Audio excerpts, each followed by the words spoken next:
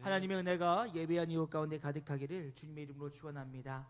우리 함께 선언할까요? 전심으로 예배하고 진심으로 사랑하며 복음으로 움직이자. 다시 한번요. 전심으로 예배하고 진심으로 사랑하며 복음으로 움직이자. 우리의 선언이 우리의 삶이 되어질 수 있기를 주님의 이름으로 축원합니다. 여러분, 오늘은 많은 교회들에서 어버이 주일로 지내게 되어집니다. 이 어버이 주일은 다른 것이 아니라 부모를 통해서 우리를 사랑하신 하나님의 사랑을 기억하는 날이요, 또한 그 받은 사랑을 우리의 자녀들에게 흘려보내기로 결단하는 시간인 줄로 믿습니다. 그러기에 우리가 더욱더 하나님의 사랑을 경험하고 그 사랑을 믿음의 유산으로 우리 자녀들에게 흘려보내기를 소망하며 결단하는 복되고 귀한 주일 되어질 수 있기를 주님의 이름으로 축원합니다. 여러분, 우리가 살고 있는 시대는 빠르게 변합니다. 예전에는 10년이며 강산이 변한다라는 말도 있었는데, 지금은 자고 일어나면 세상이 바뀌어 있음을 경험하게 되어집니다. 이런 빠른 시대 가운데 소비자들의 소비 심리를 파악하여 기업의 이익을 얻기 위해서 2008년도부터 서울대 소비 트렌드 센터 김난도 교수를 중심으로 트렌드 코리아라고 하는 책이 계속 매년 발간되어지고 있습니다. 2025년도 말에도 트렌드 코리아 2026이 출판되었는데요. 이 책은 10가지의 키워드를 가지고 우리의 2026년도에 한국의 시대의 흐름이 이럴 것이다 라고 이야기하고 있는 것을 보게 되어집니다. 이 10가지를 다 설명하자면 시간이 길기 때문에 잠시 짧게 이야기하자면, 먼저 휴먼 인터루프라고 하는 것은 바로 AI가 어떠한 결과를 만들어내면 그 결과에 대한 책임은 사람에게 있다는 것입니다. 여러분, 학생들 보면요, 요즘엔 AI로 숙제를 다 내버려요. 그런데요, 그 낸 숙제가 말도 안 되는 얘기고 또 읽지도 않은 책을 인용하는 일들이 벌어지고 있다는 것입니다. 그러기에 이 AI가 전부이고 온전할 수 없기 때문에 이것에 대한 결과는 바로 사람에게 있다는 것입니다. 그리고 두 번째로 필코노미라고 하는데요, 이것은 바로 무엇이냐, 감정이 곧 경제가 되는 시대라는 것입니다. 즉, 소비자의 기분의 변화에 따라서 소비가 이루어진다는 것이지요. 그래서 많은 일들이 하루 일과를 마치고 고급스러운 호텔에 가서 커피 한 잔 마시는 거, 혹은 전시회나 취미 활동을 통해서 정서적인 위안을 하는 것에 자신의 경제적 소비를 일으키고 있다는 것입니다. 또 세 번째로는 뭐냐면 제로 클릭입니다. 이 제로 클릭은 검색조차도 번거로워서 정확한 어떤 결과값에 대해서 한 번도 검색해 보지도 않고 결과를 얻는 시대라는 것이지요. 그래서 여러분, 요즘에는 AI를 통해서 아침마다 날씨를 듣게 되고, 또 혹은 운동 경계의 결과를 얻는 등 이런 것들을 내가 미리 설정해 놓으면 내가 손 한 번 움직이지 않아도 정보들을 다 얻는 시대가 되었다는 것입니다. 그리고 레디코어 시대라는 것이지요. 이것은 바로 무엇이냐, 불확실한 우리의 미래를 위해서 스스로가 자신의 기본기를 다지며 미래를 준비하는 것입니다. 그래서 예를 들어 요즘 주식에 열광하고 있지요. 내 노년을 위해서, 내 미래를 위해서 주식이나 투자를 통해서 자산 구조를 만들어가고, 또 은퇴 후의 삶을 위해서 자격증을 취득하는 일들이 지금 벌어지고 있다는 것입니다. 또 여러분, AX 조직이라고도 하는데요, 이것은 바로 무엇이냐, 이 조직 운영의 효율을 극대화를 위해서 이제 회의의 일원으로 AI를 동원시킨다는 거예요. 여러분, 실제로도요, 요즘 많은 대학생들이 수업을 들을 때 녹음기를 틀어놓습니다. 그 이유는 무엇이냐면, 그 녹음기를 틀어놓으면 거기에 녹음된 내용을 가지고 이 AI가 정확하게 요약을 해주고 결론을 지어줍니다. 그리고 실제로 회의에서도, 중요한 회의에는 이런 기능들을 사용함을 통해서 정확하고 분명하게 정보를 얻는다는 것입니다. 그래서 조직 안에 보이지 않는 팀원인 AI가 들어가 있다는 거예요. 또 한 가지는 픽셀 라이프입니다. 그것은 무엇이냐, 삶의 모든 영역을 잘게 쪼개서 개인의 취향과 라이프 스타일을 완전히 개인화시킨다는 것입니다. 그래서 여러분, 엔잡러라고 하는 이야기 들어보셨지요? 자신의 시간을 쪼개고 자신의 활동의 영역을 쪼개서 한 시간도 아깝게 쓰지 않는 사람들. 또 여러분, 한때 두존크라는 거 유행했던 거 여러분 기억하십니까? 이것이 여러분 유행이요 얼마나 간 줄 아세요? 3, 4주밖에 가지 못했습니다. 그런데 그 뒤에 이어서 버터떡이라는 게 나왔어요. 근데 이것도 2, 3주밖에 나가지 못했습니다. 여러분 이런 것들이 바로 픽셀 라이프의 전형적인 모습으로 쪼개고 쪼개다 보니 유행의 흐름들이 오래가지 못하는 일들이 벌어지고 있다는 것입니다. 또 한 가지는 건강지능 HQ가 발달한다는 것인데요. 이것은 단순하게 질병 없는 상태를 살아가고자 하는 것이 질병 없는 상태를 원하는 것을 뛰어넘어 어떠한 정확한 데이터를 기반으로 건강적 또한 지식들을 능력을 더하여서 관리하려고 한다는 것입니다. 그래서 여러분 요즘 젊은 사람들은요 뭐 하나 할 때 병원 가서 정밀하게 검사를 받습니다. 뭐 달리기를 할 때도요 마스크를 쓰고 뛰면서 그것을 데이터를 얻어서 내가 어떻게 뛰는지 어떻게 건강한 건지 어떻게 하면 오래 달릴 수 있을지도 점검한다는 것입니다. 그리고 9번째로 1.5가구가 늘어난다는 것입니다. 여러분 1.5가구는 무엇이냐면 복잡한 시대 가운데 사람들은 점점 개인화되는 삶을 살아간다는 것입니다. 그런데 그 개인화는 결국 사람에게 외로움을 가져온다는 것이지요.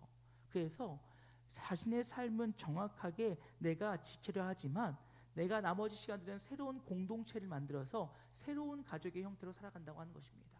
그래서 여러분 당근 하시죠? 당근에 보면 이런 것 떠요. 오늘 저녁에 함께 커피 마실 분, 오늘 저녁에 함께 운동하실 분, 이러한 형식의 새로운 커뮤니티를 만들어 새로운 공동체를 형성하고 그리고 그 시간들을 통해 자신의 외로움들을 채워간다는 것입니다. 그리고 마지막으로 근본이즘이라고 합니다. 이것은 무엇이냐? 복잡하고 화려한 것보다 본질, 기본으로 돌아가자라는 근본주의적 성향입니다. 이렇게 소망하시는 분들도 많으실 거예요. 저도 그런 생각이 종종 들거든요. 너무 복잡하다, 너무 빠르다, 그냥 예전처럼 조금 느리게 살았으면 좋겠다. 그런데 여러분 이것들이 단순히 우리의 경제 영역, 삶의 영역에서만 이야기하는 것이 아니라 여러분 신앙적 영역에서도 이러한 책이 매년 발간되고 있는 것 아십니까? 여러분 그 책지의 제목 보시면 한국교회 트렌드 2026년, 이 말은 한국교회가 2026년도에 어떻게 될 것인가에 대한 예상들을 내놓습니다. 또 이런 책도 있어요. 2026 다음 세대 목회 트렌드. 이제 다음 세대들의 목회를 어떻게 해야 되냐는 거예요. 그런데 그것을 시대적 흐름에 맞게 우리가 잘 준비해야 된다는 것입니다. 여러분 그렇다면 우리가 여기서 한 가지 생각해 볼 필요가 있습니다. 그것은 바로 무엇이냐? 왜 사람들은 이런 책을 쓰고 이런 책을 보고 또 이런 책을 가지고 미래를 예측하려고 하느냐라는 것입니다. 여러분 그 목적과 이유는 분명히 다양하겠지만 그 근본의 이유는 두려움에 있다는 것입니다. 그 두려움은 무엇입니까? 빠르게 변화하는 시대 속에서 내가 그 알 수 없는 미래에 어떤 일이 벌어질지 모르는 것에 대한 두려움을 갖고 있다는 것이죠. 그러니 그 두려움을 어떠한 방법으로도 해소하고 그 어떠한 방법으로도 위로를 얻고 어떠한 방법으로도 도움을 얻고 싶은 마음들이 자리하고 있다라는 것입니다. 그 말은 모든 사람들이 빠른 변화에 허덕이고 있다라는 것이죠. 여러분 오늘 우리가 읽은 본문도 그 사실을 우리에게 잘 보여주고 있습니다. 이제 하나님께서는 이스라엘 민족들을 애굽 땅으로부터 출애굽하게 하십니다. 그런데 그들의 오랜 시간들 동안 살았던 그들에게 있어서 애굽에서 출애굽한다는 것은 기쁨일 수도 있지만 또 한편으로는 두려움과 염려로 찾아올 수도 있는 일이었습니다. 그리고 실제로 그들은 한 치 앞도 내다볼 수 없는 그들의 여정 가운데 두려워하고 염려하고 있는 것을 보게 되어집니다. 그렇게 애굽 땅을 나왔던 그들은 이제 하나님의 약속하신 가나안 땅에 앞서 1차 정탐꾼들을 보내게 되어집니다. 그때 어떤 일이 벌어집니까? 여러분 잘 아시는 바와 같이 여호수아와 갈렙을 제외한 10명의 정탐꾼들은 부정적인 이야기를 늘여놓습니다. 그들의 보고 내용은 어땠습니까? 그들은 기골이 장대하며 우리가 그들 앞에서 메뚜기와 같다. 그들이 우리를 가게 되면 그 거민이 우리를 삼키게 될 것이다. 또한 우리는 능히 그들을 이기지 못할 것이다 라고 하는 부정적인 이야기를 내놓습니다. 그 결과는 무엇이었습니까? 하나님에 의지하여 하나님께서 승리하시겠다고 선포했던 여호수아와 갈렙을 제외한 출애굽 1세대들은 모두 광야 40년 동안 그 땅에서 죽음을 맞이했다는 것입니다. 그리고 오늘은 어떤 일이 벌어집니까? 이제 출애굽 2세대와 함께 지도자로 세워진 여호수아를 앞세우고 그들이 가나안 땅에 들어가기 위해 준비하고 있습니다. 그들이 먼저 시딤으로 이동하여 그곳에서 유숙하다가 그리고 그곳에서 2차 정탐꾼을 보내고 그들이 돌아오고 난 뒤에 이제 그들이 요단강 근처에 이르러 가나안 입성을 위해 준비하던 가운데 오늘 너희가 가나안 땅을 들어갈 때 어떻게 들어가야 될지를 그들에게 명령하고 있는 것을 보게 되어집니다. 여러분, 이제 40년의 광야를 돌아 그 땅으로 들어가는 그들이 얼마나 설레었을까요? 하나님께서 무엇을 준비하셨을까? 하나님이 무엇을 계획하셨을까? 아마 그들 엄청나게 설레었을 것입니다. 그런데 반면 그들의 설레임 뒤에는 두려움과 염려도 있었겠지요. 왜 내 앞에 어떤 일이 벌어질지 알 수 없으며 또 어떤 일이 우리를 기다리는지 어떠한 어려움을 당할지 알지 못하는 그 미래 가운데 그들은 두려운 마음으로 섰을 것입니다. 오늘 그들의 마음이 우리의 마음과 같지 않을까라고 하는 생각을 해보았습니다. 지난 50년을 돌아보면 감사하며 기쁘고 더 나아가 50년 이후에 우리 교회에 나아갈 그 방향을 하나님이 인도하실 것을 믿음에 대한 설레함들이 있습니다. 한편으로는 또한 이 일에 대한 그 일을 완성하는 과정 속에서 또 어떤 일이 벌어질지 모르는 두려움도 우리 마음 한켠에는 자리하고 있다라는 것입니다. 이에 오늘 가나안 땅을 들어가게 하시는 그 이스라엘을 향한 하나님의 명령의 말씀을 통하여 이제 50년을 지나 새로운 삶의 시작을 알리는 우리의 이 창립 주념을 뛰어넘을 때 우리가 어떤 마음으로 주님 앞에 나아갈지 또 어떻게 준비해야 될지를 결단하며 나아가는 복된 시간 되어질 수 있기를 주님의 이름으로 축원합니다. 첫 번째로요, 여러분, 새로운 삶은 말씀을 따를 때 시작됨을 기억하시기를 주님의 이름으로 축원합니다. 여러분, 우리의 새로운 삶의 시작은 말씀 앞에 섰을 때부터 시작된다는 것이지요. 여러분, 오늘 본문의 말씀 보면 가나안 땅에 들어갈 때 이스라엘 민족에게 가장 먼저 떨어진 명령은 주의 언약궤를 앞세우고 그 뒤를 따르라는 것이었습니다. 오늘 3절 말씀 보니까 이렇게 얘기합니다. 백성에게 명령하여 이르되 너희는 레위 사람 제사장들이 너희 하나님 여호와의 언약궤 매는 것을 보거든 너희가 있는 곳을 떠나 그 뒤를 따르라 라고 이야기하고 있어요.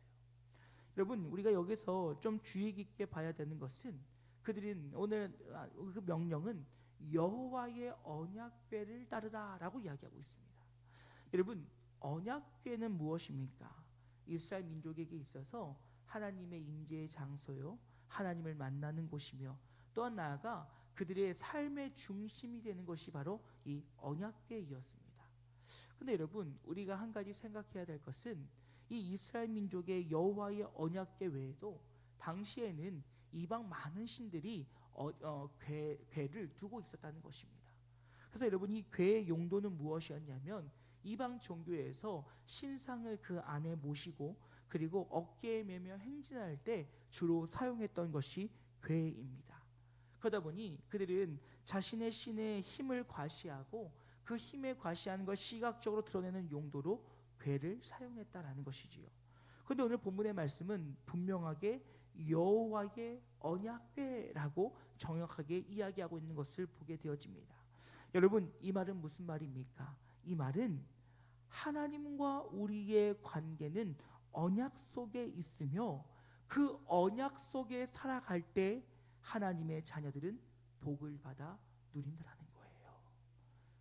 하나님의 자녀의 선택받은 자녀들은 자신의 생각과 자신의 마음과 자신의 어떤 의용을 드러내는 것이 아니라 하나님의 말씀, 하나님의 언약, 그것에 기초하는 삶을 살아갈 때 하나님께서는 놀라운 역사로 함께 하신다라는 것이지요. 여러분, 언약궤 안에는 무엇이 있습니까? 먼저 십계명의 두 돌판이 있었습니다. 이것은 하나님과 우리의 관계는 언약 속에 있으며 하나님의 신실하심이 그 약속을 반드시 이루신다라고 하는 하나님의 선언이고 우리의 관계를 정립시켜주는 것입니다. 더불어서 여러분, 만나를 담은 항아리가 담겨져 있지요. 그것의 의미는 무엇이었습니까? 너희에게 날마다 공급하시는, 날마다 부어주시는, 날마다 채워주시는 그 하나님이 너희와 함께하고 있음을 알려주시는 것이지요. 그리고 마지막에 아론의 쌍난 지팡이는 무엇이겠습니까?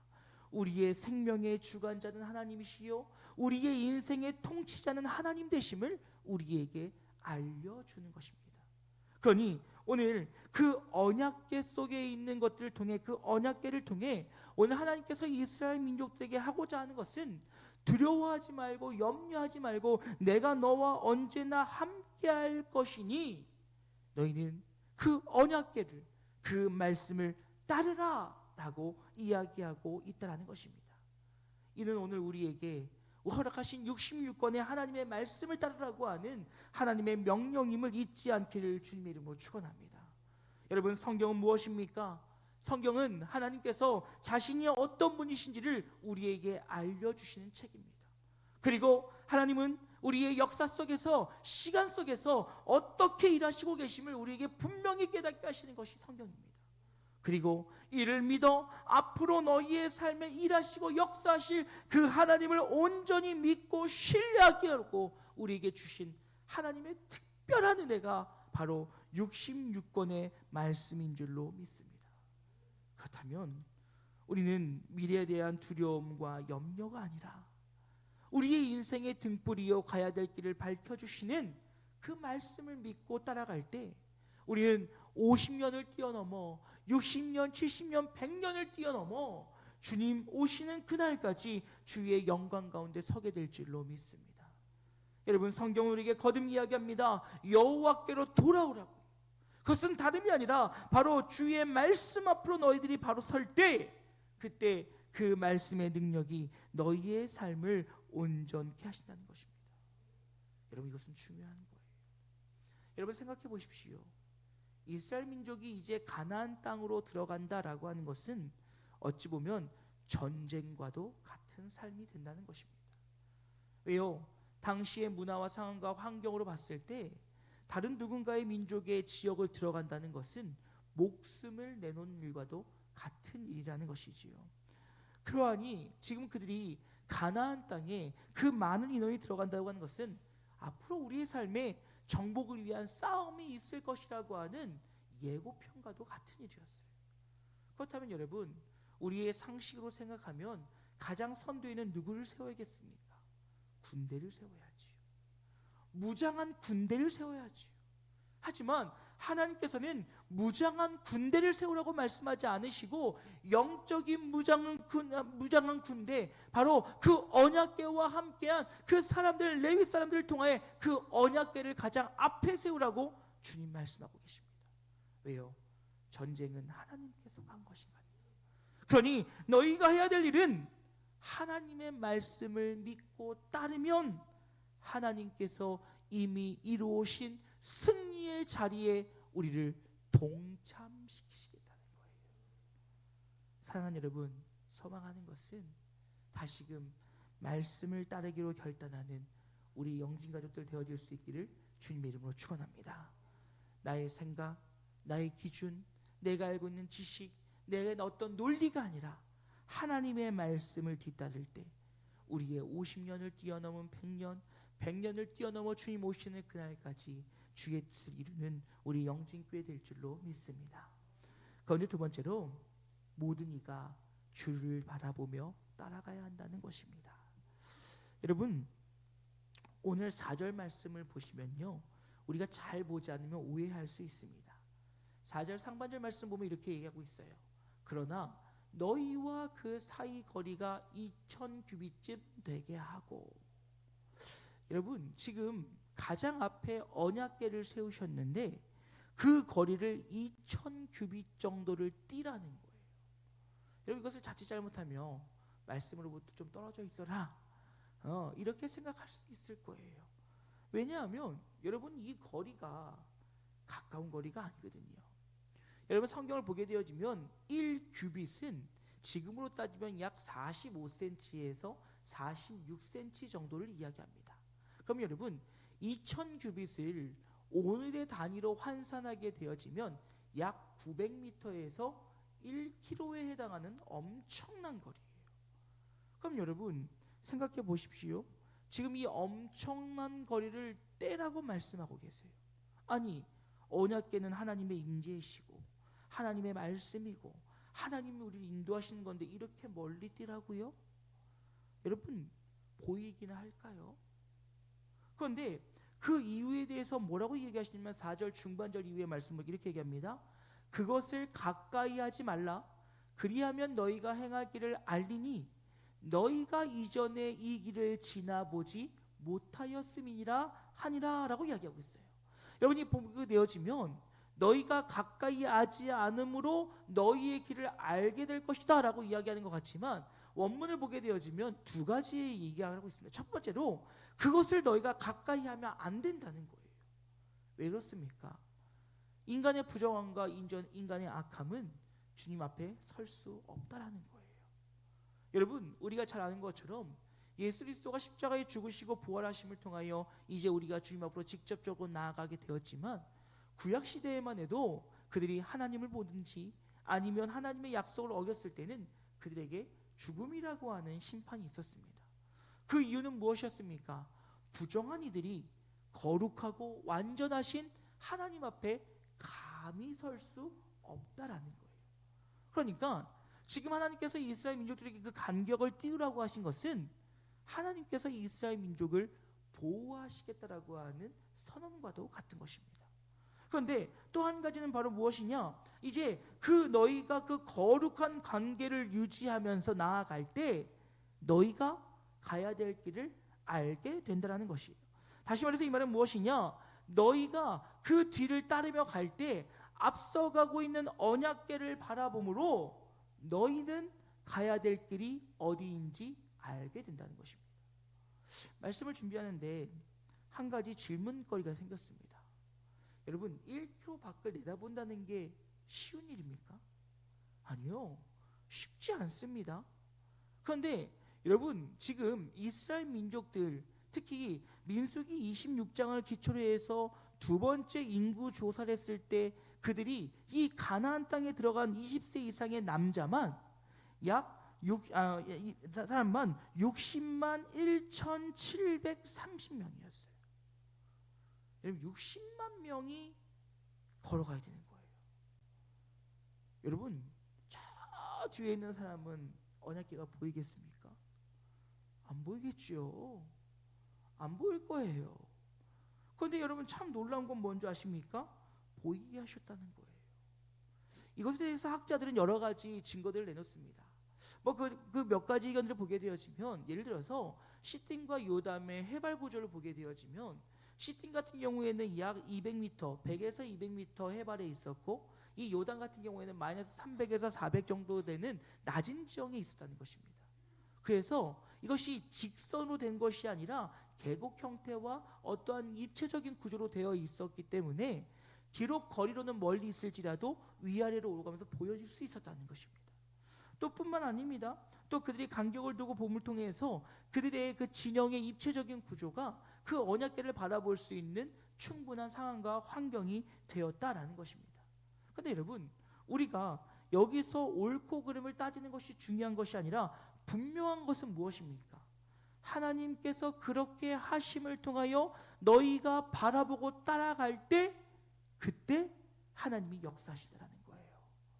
그냥 아무 생각 없이 앞사람 뒤통수만 보고 따라가는 것이 아니라 모든 백성이 저 앞에 있는 언약궤를 바라보며 나아갈 때 그때 하나님의 역사가 시작된다는 거예요. 그 말은 무슨 말입니까? 성도 한 사람 한 사람, 각 사람이 하나님의 말씀을 붙잡고 하나님의 뜻을 의지하여 하나님 앞으로 나아갈 때 하나님이 일하신다는 거예요. 사람을 보고 일하는 거 아니라는 거예요. 뒤통수 보고 따라가는 거 아니라는 거예요.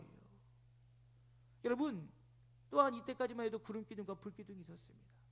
아마도 저 멀리 있을지라도 구름기둥과 불기둥은 그 언약궤가 어디 있는지 백성들에게 알게 했을 거예요. 그렇다면 여러분, 무엇입니까? 하나님은 한 사람 한 사람이 언약궤를 바라보며 나아갈 때 하나님의 놀라운 역사를 이루신다는 거예요. 여러분, 잘 기억하세요. 앞사람 뒤통수 보고 따라오라고 말씀하지 않으세요. 거기 붐빈다고 해서 너희가 앞사람 뒤통수만 바라보고 그 손 붙잡고 가라고 말씀하지 않으세요.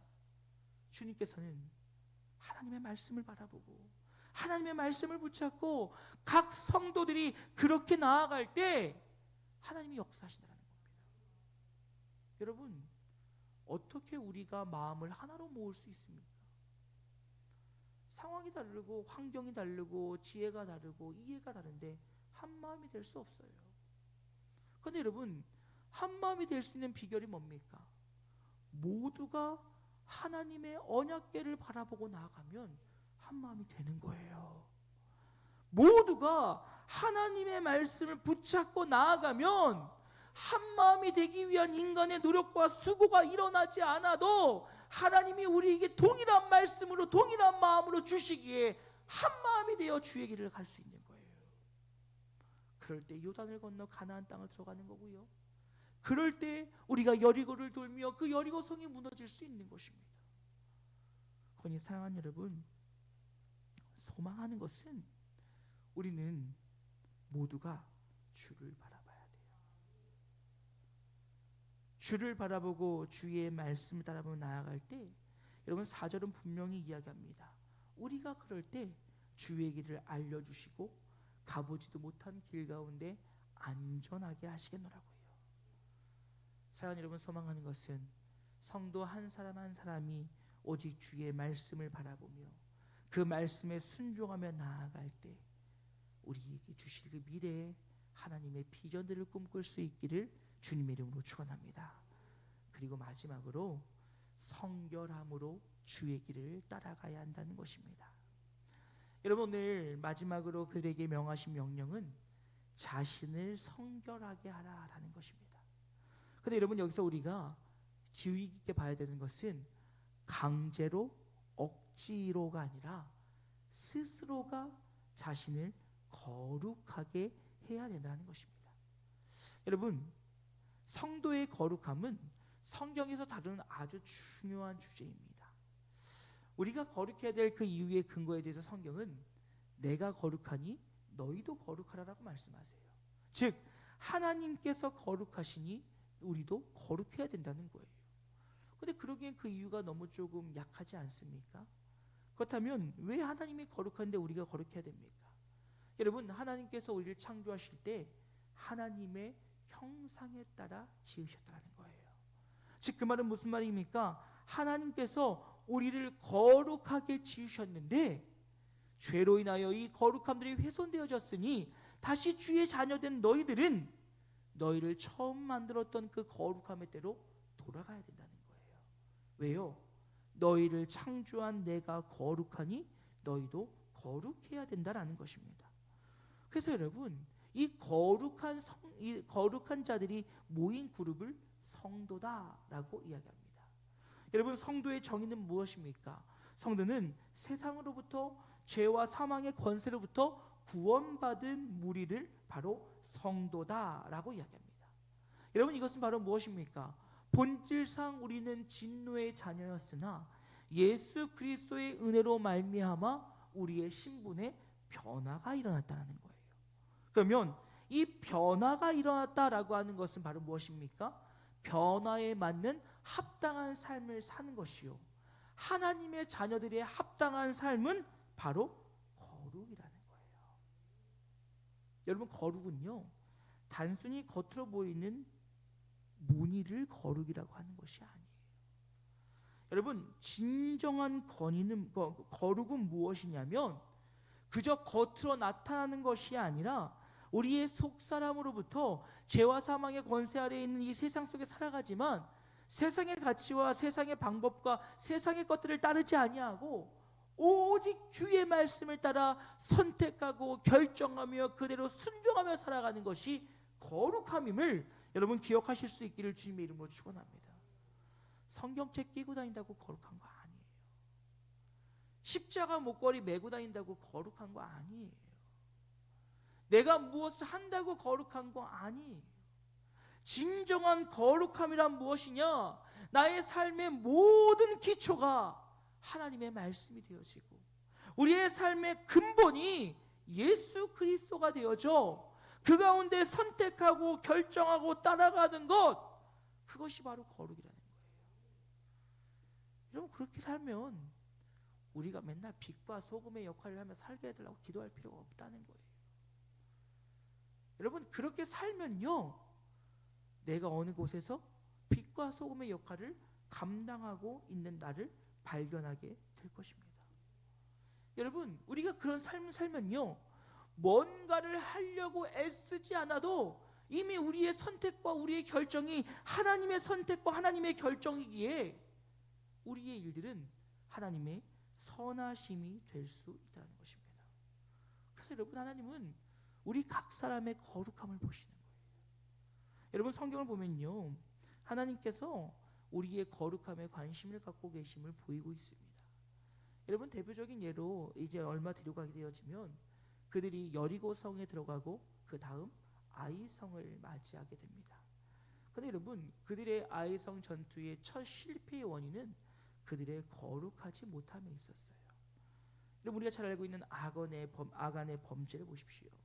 여호수아서 7장 13절 말씀 보면 이렇게 이야기합니다.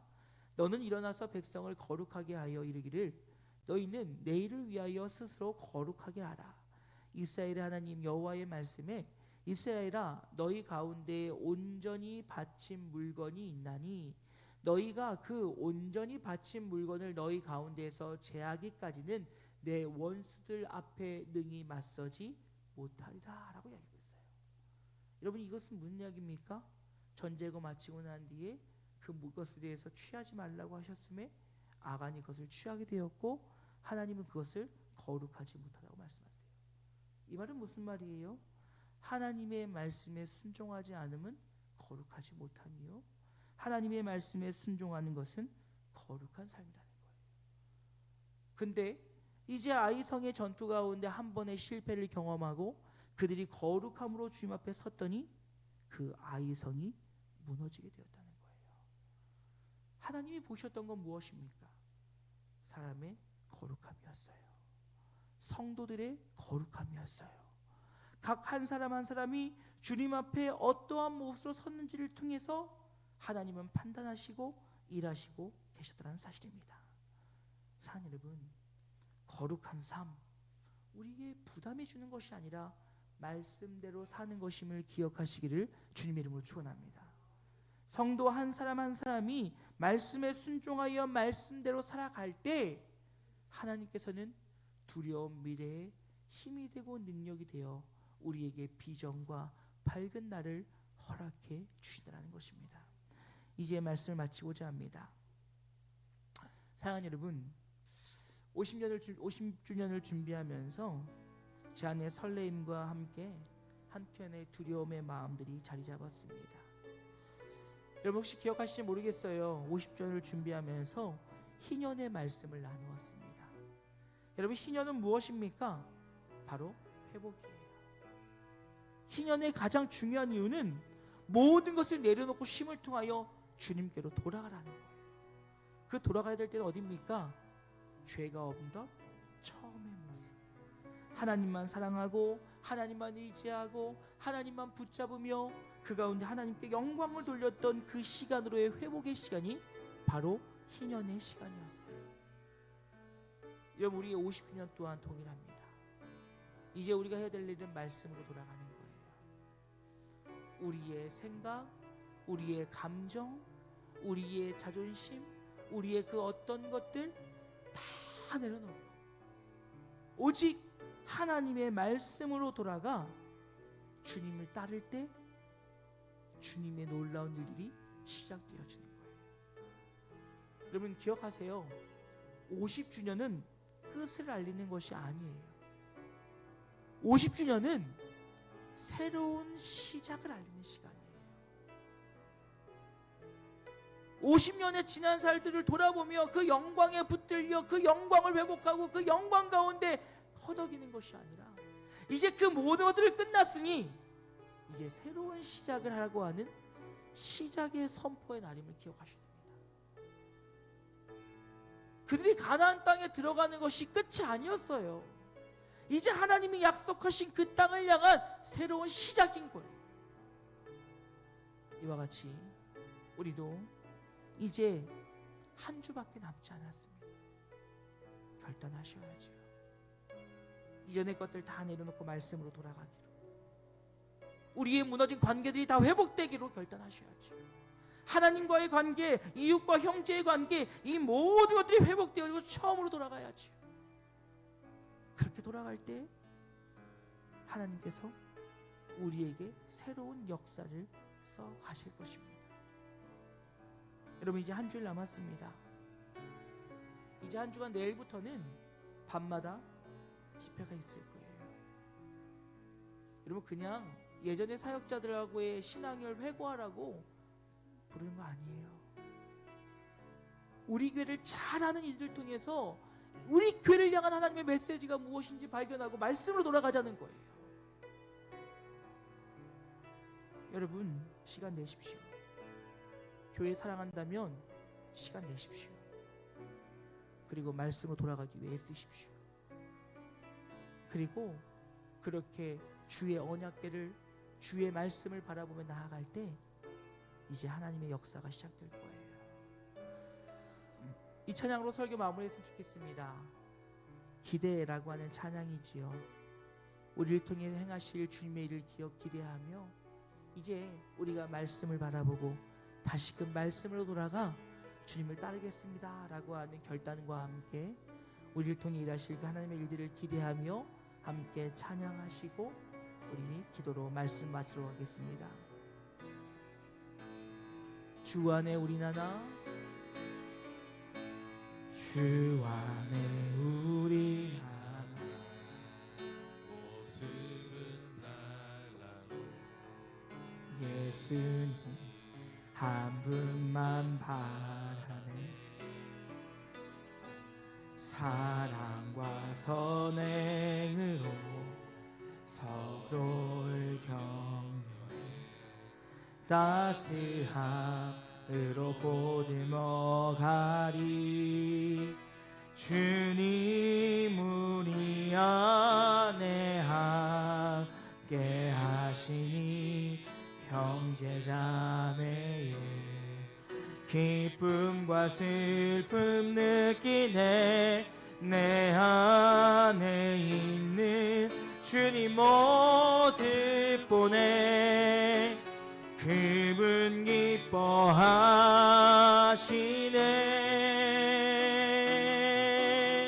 주님 우리를 통해 계획하신 일, 주님 우리를 통해 계획하신 일, 부족한 입술로 찬양하게 하시니. 주님 우리를 통해 계획하시니 너를 통해 하실 일. 다시 한번 찬양합시다. 주님 우리를 통해, 주님 우리를 통해 계획하시니 부족한 입술로 찬양하게 하시니. 주님 우리를 통해 계획하시니 너를 통해 하실 일 기대. 우리를 통해 하실 일 기대. 우리를 통해 하실 일 우리를 통해 하실 일 기대. 우리를 통해 하실 일 기대해. 우리 함께 기도했으면 좋겠습니다. 하나님, 우리가 주의 말씀 다시금 붙잡겠습니다. 주의 말씀 따르겠습니다. 아버지, 그 말씀 앞에 순종하여 정결하고 거룩함으로 서겠습니다. 주님, 그를 통하여 우리가 우리에게 허락하실 새날에 대한 기대를 가지고 한 주일을 잘 준비하며 또한 주님 앞에 예배함으로 나아갈 수 있는 일이 되어지길 소망한다라고 결단의 마음을 담아 주의 이름 한번 크게 부르고 함께 기도하길 원합니다. 기도하시겠습니다. 주여.